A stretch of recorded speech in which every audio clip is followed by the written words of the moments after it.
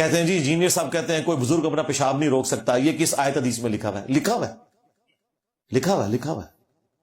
روکو ذرا، صبر کرو، لکھا ہوا ہے. پہلے یہ بتاؤ تمہارا کیا عقیدہ ہے؟ کوئی بزرگ اپنا پیشاب روک سکتا ہے؟ نہیں.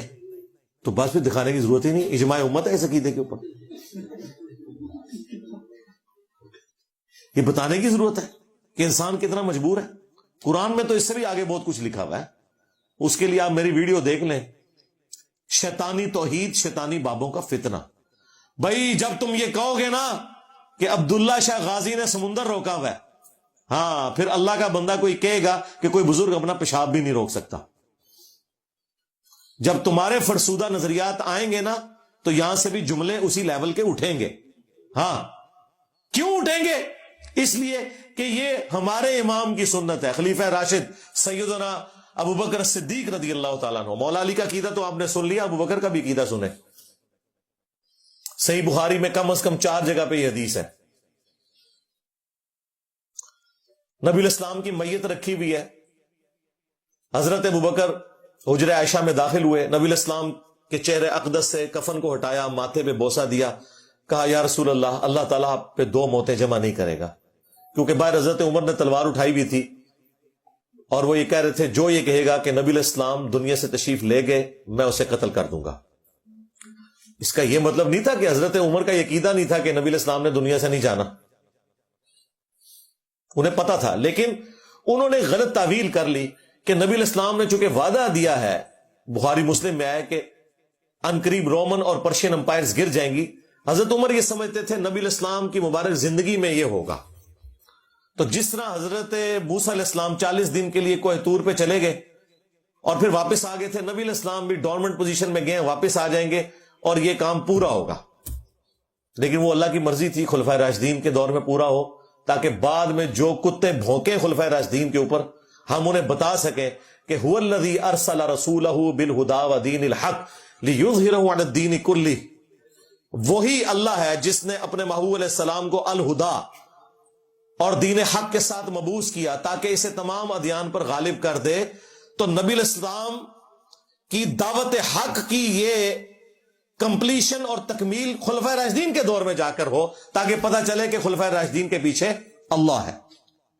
تو یہ چیز اللہ تعالیٰ نے انشور کی کہ نبی الاسلام کی دعوت حق کا جو پیک ہے وہ خلفائے راشدین کے دور میں آئے. بہرحال حضرت ابو بکر رضی اللہ تعالیٰ عنہ نے باہر نکل کر مسجد نبوی میں خطبہ دیا اور کہا کہ لوگوں عمر کو اس کے حال پہ چھوڑ دو. تو لوگ حضرت عمر کی طرف سے ہٹ کے حضرت ابو بکر کی طرف متوجہ ہوئے. ظاہر ہے وہ بڑی پرسنالٹی تھے. حمد و صلات کے بعد پہلا جملہ جو بولا حضرت ابو بکر نے، وہ وہی جملہ تھا جو انجینئر صاحب اپنی طرف سے بولتے ہیں. انہوں نے کہا الا من کان یعبد محمدا فان محمدا قد مات. آگاہ ہو جاؤ، جو بھی تم میں محمد کی عبادت کرتا تھا جان لے محمد مر چکے. وَمَن يَعْبُدُ اللَّهَ، اور جو کوئی اللہ کی عبادت کرتا تھا وہ جان لے فَإِنَّ اللَّهَ حَيٌّ لَا يَمُوتُ، کہ بے شک اللہ تعالیٰ زندہ ہے، اسے کبھی موت نہیں آئے گی. کسی نے نہیں پوچھا کہ حضرت یہ کس آیت اور حدیث میں لکھا ہے کہ جو محمد کی عبادت کرتا تھا جان لے محمد مر چکے. آپ نے تو مرنے کا لفظ استعمال کیا، وصال شریف بھی نہیں استعمال کیا، وفات شریف بھی استعمال نہیں کیا. اس کے بعد قرآن کی آیت پڑھی، اس آیت میں بھی یہ نہیں لکھا ہوا تھا، لیکن اس آیت کی تشریح کی. اس طریقے سے ہم بھی تشریح کرتے ہیں.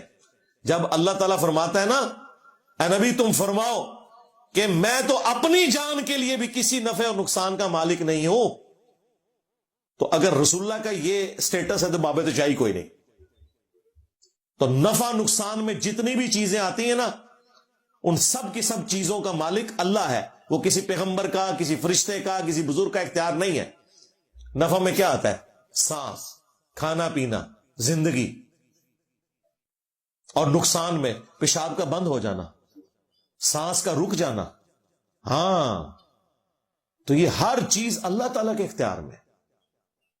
ہر نفع ہر نقصان کا مالک اللہ ہے. حضرت ابوبکر نے فرضی جملہ بولا. کیا صحابہ کرام میں کوئی عبادت کرتا تھا؟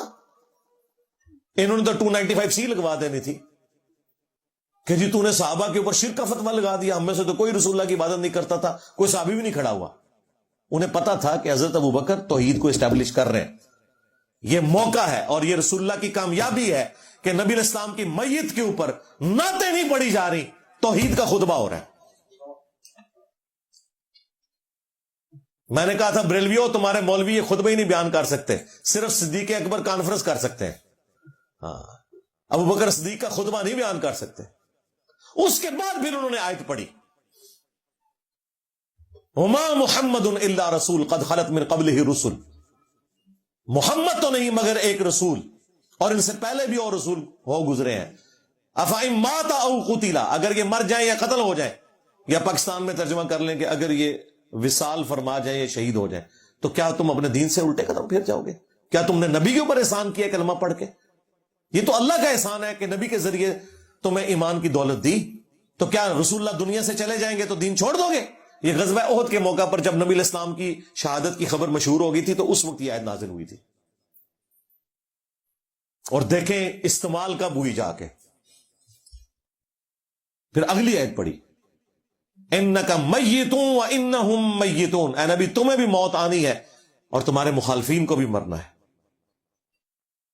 لیکن جو حضرت ابوبکر کا اپنا خطبہ ہے وہ اپنا ذاتی خطبہ ہے ان کا، وہ قرآن و سنت میں کہیں نہیں ہے،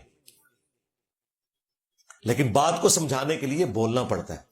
حضرت ابوبکر کو پتا تھا محمد رسول اللہ نے بھی ایک دوسرا جیزس کرائسٹ بن جانا ہے، اگر اس موقع کے اوپر میں ذرا سا ڈھیلا پڑا، کیونکہ نبی علیہ السلام نے فرمایا تھا صحیح بخاری میں، دیکھنا میری شان کو اس طرح بلند نہ کرنا جس طرح نصارہ نے اپنے پیغمبر کو بڑھا دیا، میں اللہ کا بندہ اور اس کا رسول ہوں، مجھے اللہ کا بندہ اور اس کا رسول ہی کہنا۔ حضرت ابوبکر صدیق کو سب کچھ پتا تھا کہ یہ کچھ ہو سکتا ہے، اینڈ ٹائم کے اوپر سیدنا ابوبکر نے چھکا مارا، جی ایسا چھکا مارا ہے کہ آج ہم ان کے منہ کے اوپر کالک مل سکتے ہیں کہ دیکھو توحید اس طرح بیان ہوتی ہے۔ توحید جب بیان ہوگی پھر حضرت ابوبکر کہیں گے کہ جو محمد کی عبادت کرتا تھا جان لے محمد مر چکے، اگرچہ عبادت کوئی نہیں کرتا تھا۔ ہاں، اور جب تم یہ کہو گے کہ بزرگوں نے سمندر روکا ہوا ہے تو پھر اللہ تعالیٰ ابوبکر کے غلام کے دماغ میں یہ بات ڈال دے گا کہ ان کو کہے کہ کوئی بزرگ اپنا پیشاب بھی نہیں روک سکتا، سمندر روکنا تو بڑی دور کی بات۔ ہمارے بھی بولے بالے اسٹوڈنٹس جو ہے نا بعض، جی اس معاملے میں ہم انجینئر صاحب سے اختلاف رکھتے ہیں، اور نہ سوئے تو اختلاف کو کرنا ہے تو چجدہ اختلاف کرو، پہلے کسی کا مقدمہ سمجھو۔ اختلاف کر کے سائڈ پہ ہو جاتے ہیں لوگوں کے دباؤ کی وجہ سے، لوگوں کو خوش کرنے کے لیے۔ میں ایک ایک جملے کا ذمہ دار ہوں اللہ کے فضل سے، اللہ کے فضل سے۔ جہاں مجھے لگے گا کوئی غلط بات ہے میں رجوع بھی کروں گا، میں الحمدللہ رجوع کرتا ہوں۔ جب مجھے لگا کہ میں مزاروں پہ جانے سے روک رہا ہوں تو میں نے رجوع کیا، اور میں نے کہا جایا کریں مزاروں پہ، اور وہاں اونچی آواز سے کہیں کہ اے اللہ جو یہ بابا دفن ہے اس کی اگلے پچھلے سارے گناہ جو یہ چھپ کے کرتا تھا، جو یہ لوگوں کے سامنے کرتا تھا، وہ سارے گناہ معاف کر دے، اس کی قبر میں کیڑے نہ پڑے۔ قیامت والے دن جب یہ ننگا اٹھایا جائے تو اے اللہ اسے لباس پہنانا،